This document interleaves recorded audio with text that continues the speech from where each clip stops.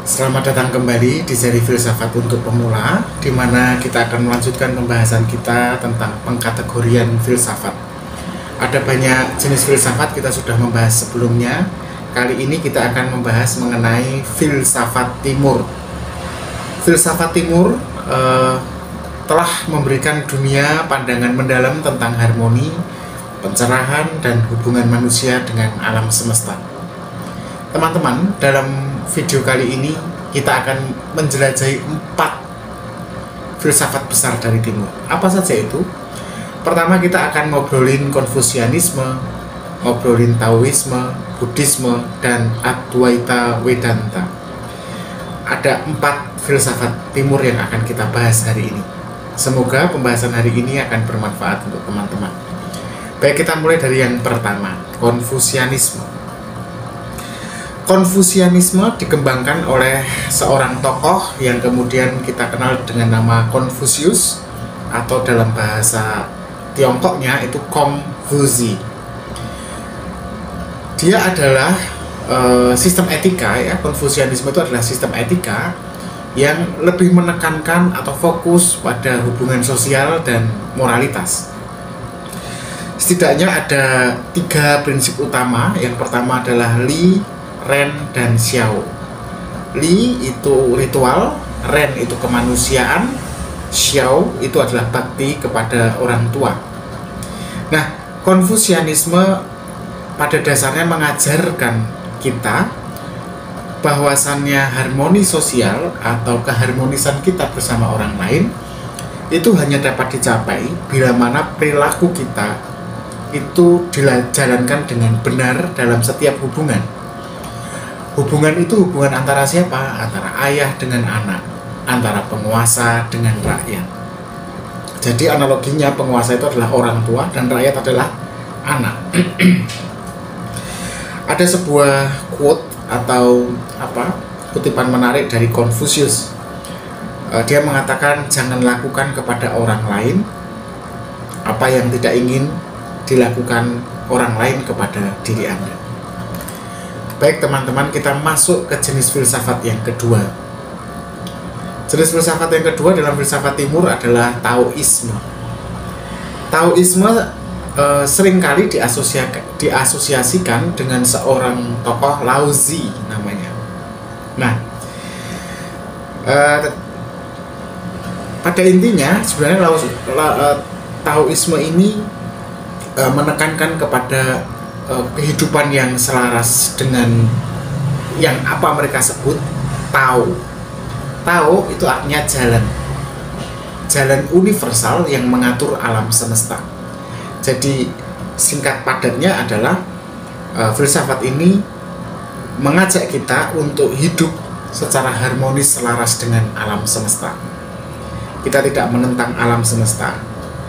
Alam semesta di sini bukan maksudnya lingkungan alam, ya, bukan. Tetapi salah satunya adalah takdir, salah satunya adalah nasib, salah satunya adalah kematian, dan banyak hal lainnya. Nah, Taoisme sebenarnya teman-teman itu mendorong kita agar akhirnya itu kita hidup dengan sederhana, dengan membiarkan segala sesuatu yang ada itu mengalir saja secara alami. Mengalir itu seperti, mereka selalu menganalogikannya seperti air, ya, air yang mengalir di sungai. Filsafat Tao pada dasarnya juga sering dikenal karena mengajarkan prinsip atau konsep yang disebut Wu Wei. Wu Wei artinya tindakan tanpa kesengajaan, tindakan tanpa usaha, yang artinya kita menjalani hidup itu dengan bertindak selaras dengan ritmenya alam. Selain kematian tadi, misalnya contohnya kita sedang naik motor lalu hujan deras, kita tidak marah, kita tidak tergesa-gesa, kita biarkan diri kita basah karena memang hujan adalah salah satu bagian dari alam semesta ini. Misalnya kita menderita, itu kan karena kita tidak bisa menerima apa yang alam semesta putuskan pada hidup kita atau jalannya alam semesta. Ada sebuah kutipan dari seorang Laozi, ya, yang sering kali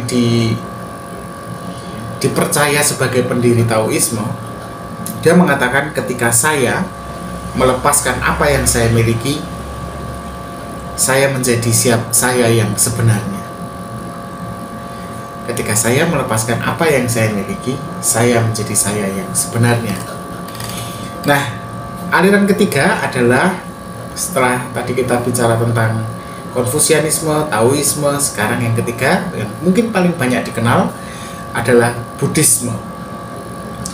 Buddhisme itu jelas dilekatkan oleh seorang tokoh bernama Siddhartha Gautama atau Sang Buddha, yang fokusnya adalah pada pembebasan diri kita, pemerdekaan diri kita dari penderitaan lewat jalan mulia yang berunsur 8. Jalan mulia berunsur 8. Nah, dan jalan mulia berunsur 8 ini, kan ada 8 unsur ya, ini hanya akan tercapai dengan pemahaman kita akan 4 kebenaran mulia. Untuk mendalaminya, teman-teman bisa buka kembali video yang sudah saya buat mengenai Siddhartha Gautama atau Buddha di bagian-bagian awal seri video filsafat untuk pemula. Nah, filsafat Buddhisme sebenarnya mengajarkan kepada kita bahwa penderitaan itu berasal dari keinginan kita. Dan dari keinginan itu, ketika kita mendapatkan sesuatu, kita menjadi terikat akan sesuatu itu. Jadi singkatnya, penderitaan berasal dari keinginan dan keterikatan. Nah, bagaimana kita bebas dari keduanya? Kita harus menjalani satu disiplin tertentu. Kita harus menjalankan meditasi.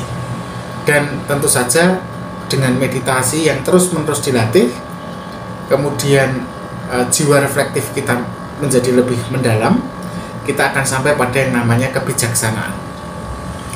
Ketika kita menjalani hidup dengan penuh kedisiplinan, dengan penuh latihan, disiplin juga, meditasi, dan kebijaksanaan, maka kita akan sampai pada sesuatu yang kosong, nirvana, kosong dari yang fana. Dan disitulah pencerahan sejati akan terjadi. Ada sebuah kutipan lagi ya dari seorang Siddhartha Gautama. Dia mengatakan, "Peace comes from within. Do not seek it without." Kedamaian itu datangnya dari dalam diri kita. Jangan mencarinya di luar diri kita. Baik, kemudian kita masuk ke yang keempat. Yang keempat adalah aliran Advaita Vedanta. Tulisannya Advaita, tapi bacanya Advaita. Advaita Vedanta adalah salah satu aliran filsafat sebenarnya jadi memang sering didekatkan dengan Hinduisme, tetapi dia lebih tepatnya bagi saya itu meletakkannya sebagai filsafat India. Yang aliran ini itu menekankan pada kesatuan antara Atman atau jiwa individu dan Brahman. Brahman itu, kalau Atman itu jiwa individu, Brahman itu realitas yang tertinggi, kenyataan yang sejati. Seorang tokoh yang sering kali dilekatkan dengan Advaita Vedanta adalah bernama Adi Shankara. Adi Shankara. Adi Shankara ini menjelaskan bahwa realitas atau kenyataan yang sejati itu hanyalah satu. Nah, kalau kita sekarang melihat ada begitu beragam kenyataan atau perbedaan, itu sebenarnya hanyalah ilusi atau sesuatu yang kemudian dalam bahasa India sama dengan bahasa Indonesia itu maya, ilusi. Karena kenyataan itu sendiri hanyalah satu. Nah, filsafat Advaita Vedanta ini mengundang kita untuk merenungkan hubungan yang mendalam antara diri kita dan alam semesta. Ada kutipan yang menarik juga dari salah satu Weda ya, tulisan dalam Weda itu ya, dalam Chandogya Upanishad ya, sebuah tulisan dari kitab Weda yang perlu direnungkan ya. Kutipannya begini, kamu adalah itu, kamu adalah itu. Nah, saya pikir cukup sekian Mungkin penjelasan ini tidak terlalu mendalam, tetapi teman-teman setidaknya sudah mendapat gambaran tentang filsafat Timur yang tentu jauh lebih kompleks, dan silahkan teman-teman mendalaminya. Jadi yang jelas, kalau bagi saya pribadi, filsafat Timur ini sedang mengajak kita untuk menemukan satu keharmonisan hidup kita dengan alam semesta. Karena dengan mengharmoniskan hidup kita yang tentunya selalu menjadi tidak harmonis atau disharmoni gara-gara keinginan tadi ya, kita nanti akan sampai pada titik pencerahan di mana hidup kita menjadi demikian bermakna mendalam.